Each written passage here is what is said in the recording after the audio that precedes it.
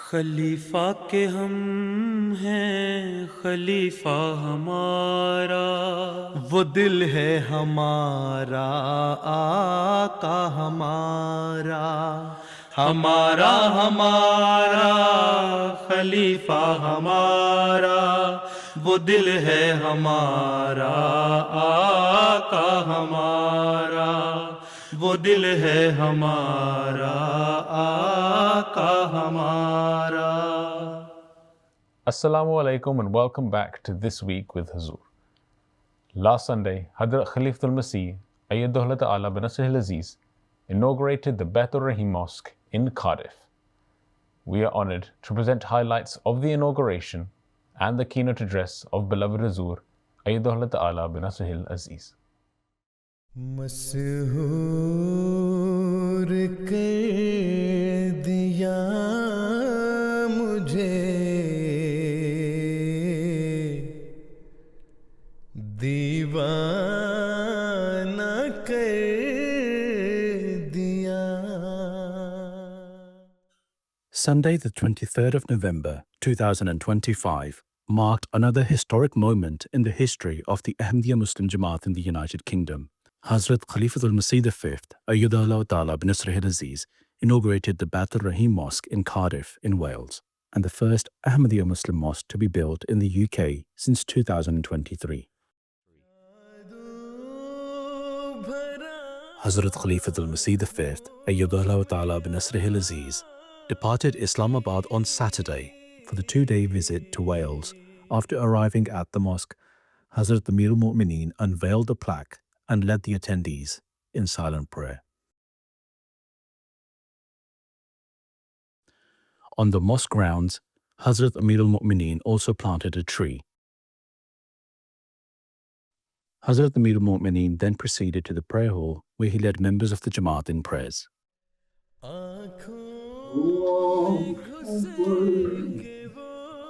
Hazrat Amir al-Mu'mineen also graciously met with various dignitaries who had attended the inauguration. Hazrat Amir al-Mu'mineen then took photos with Welsh members of the Ahmadiyya Muslim community. Hazrat Amir al-Mu'mineen then made his way to the marquee to grace a special reception being held to mark the inauguration of the mosque. Assalamu alaikum warahmatullah. Please be seated. The program began with tilawat and translation, after which a report was presented by the regional Amir. During the event, dignitaries, including the High Sheriff of Glamorgan and the High Sheriff of Gwent, took to the stage and expressed their appreciation of the mosque and the Ahmadiyya Muslim community. Member of the Welsh Senate, the Welsh Parliament, Jane Elizabeth Hutt, Cabinet Secretary for Social Justice and representative of the First Minister of Wales, also spoke at the event.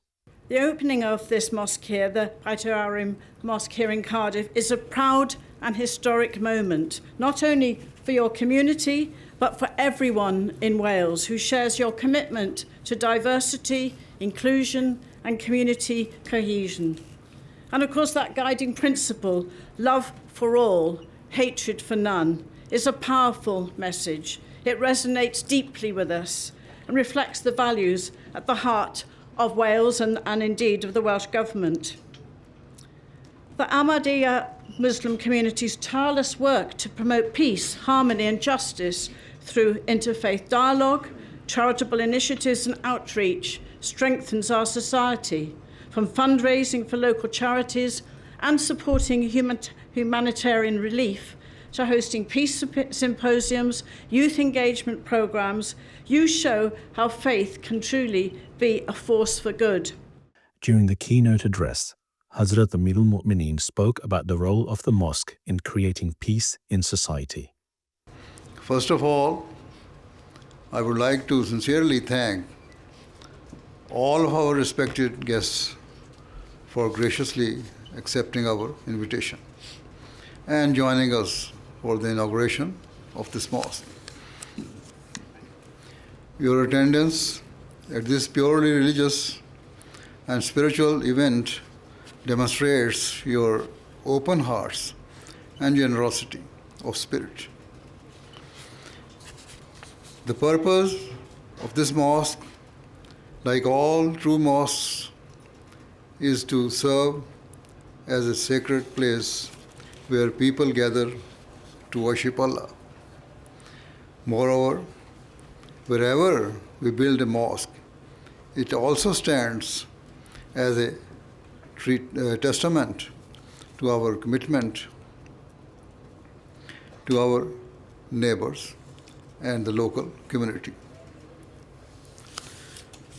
Indeed, the abiding message that echoes aloud from all our mosques is that where they serve as a place to worship Allah, they also serve to foster peace, compassion, and harmony throughout the world. Thus, today, with the firm intention of fulfilling these noble objectives, the Ahmadiyya Muslim community is overjoyed at being able to inaugurate our first purpose-built mosque in Wales. According to Islam's teachings, when Ahmadi Muslims gather here to pray for themselves, they shall also pray for the peace, well-being, and security of all people. Given the misconception surrounding Islam, I understand that some people in the community may harbor reservation or have questions about the fact that a Muslim community has built a mosque here. Thus, at the outset, let me reassure you, our mosques are not built to sow discord, disorder, or to incite division. Rather, they stand as shining beacons of peace, love, and harmony, and reflect the deeply rooted, peaceful values of our faith. Thus, during the time of the Holy Prophet Muhammad, peace and blessing of Allah be upon him, a group of malicious people built a mosque with ill intent to create disorder and cause harm. Upon this, Allah, the Almighty, instructed the Prophet of Islam, peace and blessing of Allah be upon him, to demolish that so-called mosque. So the purpose of a mosque is not fulfilled by its physical construction. Rather, a mosque only serves its purpose when it is used for both the worship of God and also to manifest Islam's true teachings of kindness, love, and compassion. The Quran has clearly laid out what is right and wrong. For example, in chapter 90, verse 14, Allah states that freeing an enslaved person is amongst the very highest forms of virtue. Whilst before Islam, slavery was a widespread custom amongst Arabs. The Holy Prophet Muhammad, peace and blessing of Allah be upon him, issued an explicit and revolutionary instruction that slaves ought to be freed. He personally led from the front by liberating all slaves who had come into his possession. Thus, Islam came to end all forms of slavery in the world. You might wonder if the example of slavery is still relevant today. Regrettably, it is. While physical slavery has ended, another form of slavery, economic servitude, continues to oppress people in many parts of the world. Less developed nations are trapped by crippling debt, leaving them powerless to prevent the plundering and exploitation of their natural resources by rich and powerful countries. Ultimately, these vulnerable nations dictated to by the wealthier nations. Islam condemns such exploitation as a form of enslavement that must be eradicated because such inequalities and injustices inevitably shatter the foundations of global peace, something we increasingly witness today. Quran's emphasis on social care is further evident in subsequent verses of chapter 90. For instance, verse 15 states that feeding the hungry is a great virtue. Verse 16 establishes a duty to help and support orphans, and verse 17 commands Muslims to provide relief to the impoverished and weak. The Quran specifically instructs Muslims to help a poor man lying in the dust. These words are deeply significant, meaning Muslims are obligated to help those who are utterly crestfallen.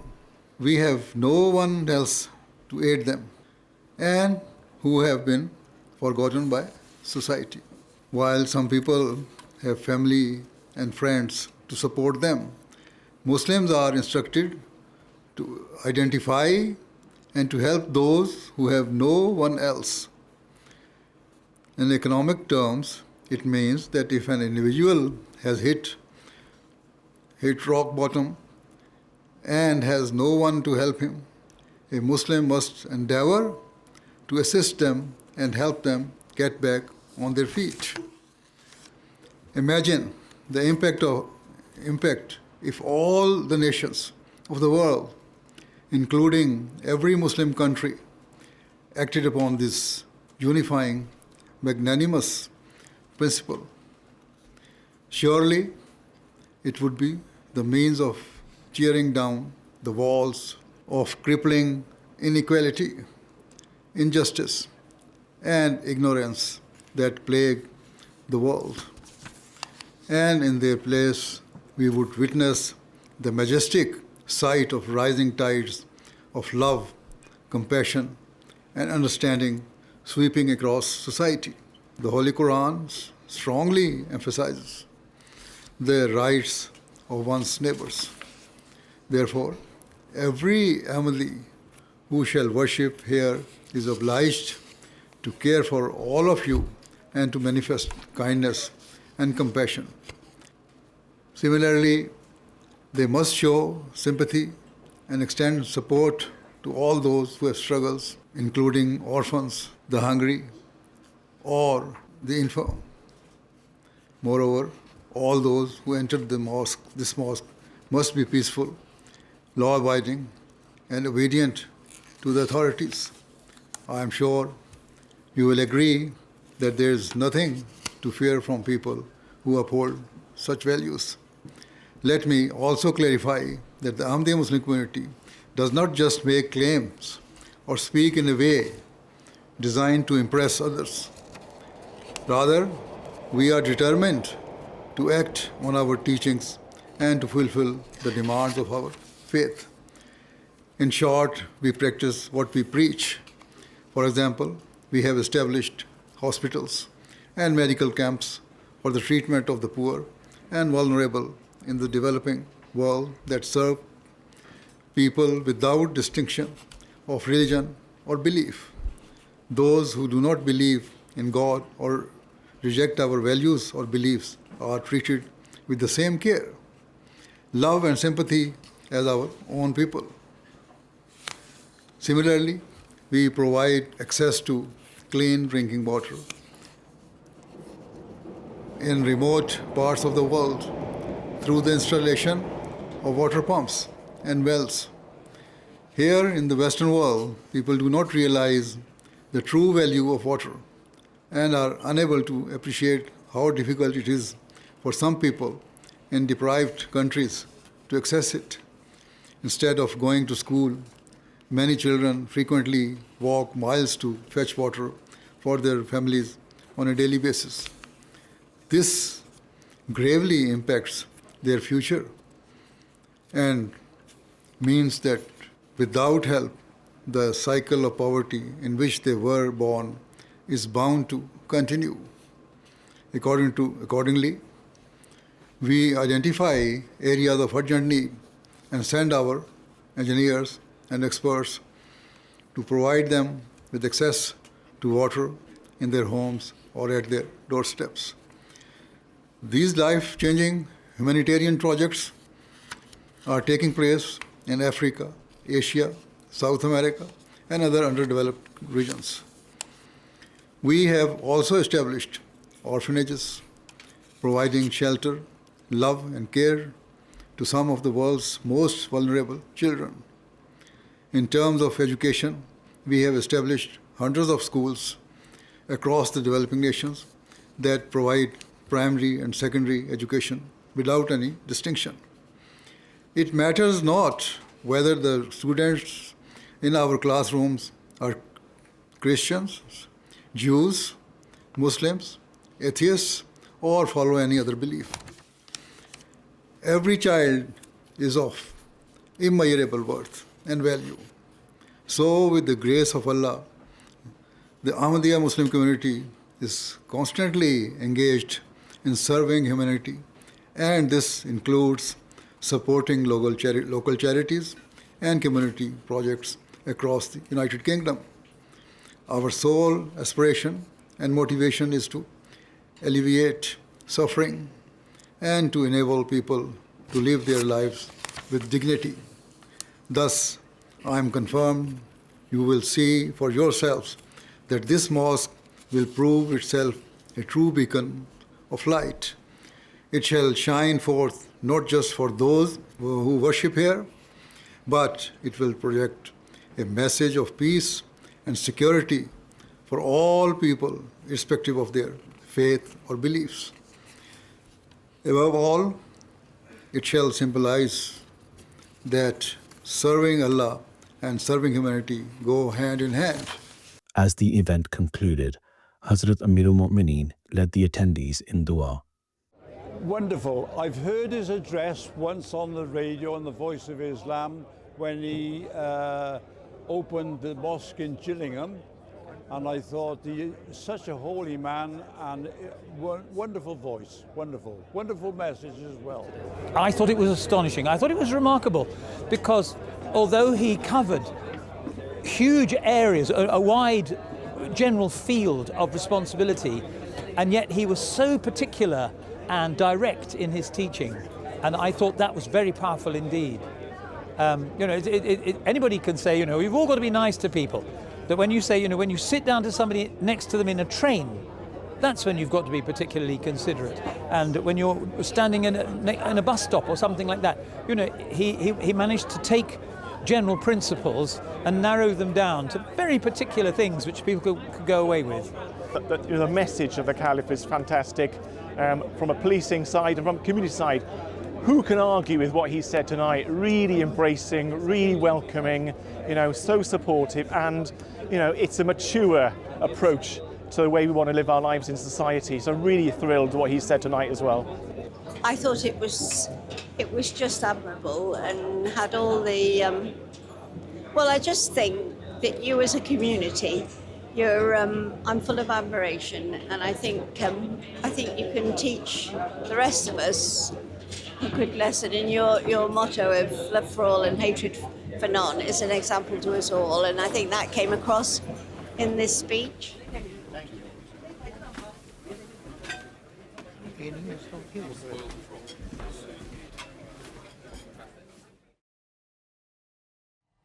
Those were highlights of the inauguration of the Beit Rahim Mosque in Cardiff.